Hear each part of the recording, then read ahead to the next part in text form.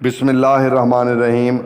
میں ہوں عنایت اللہ کاشف ایڈوکیٹ اور آپ دیکھ رہے ہیں لیگل انفارمیشن میں خوش آمدید۔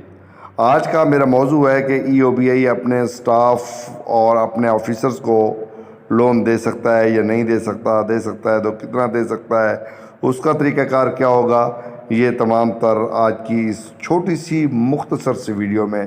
اور یہ ریگولیشن نمبر 7 ہے E O A B investment rules 1979 کا، جس کے ٹاپک ہے loan to officers and staff.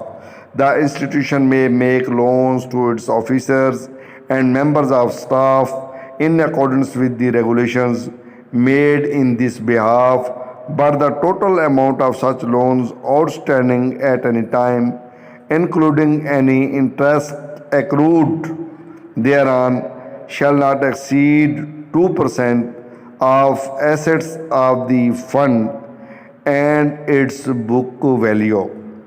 اب جناب یہ کہتا ہے کہ افسران اور عملے کو قرض اس سلسلے میں بنائے گئے ضوابط کے مطابق، لیکن ایسے قرضوں کی کل رقم جو کسی بھی وقت بقایا ہے، بشمول اس پر جمع ہونے والا کوئی بھی سود، اس کی بک ویلیو پر فنڈز کے اثاثوں کے 2% سے زیادہ نہیں ہونا چاہیے۔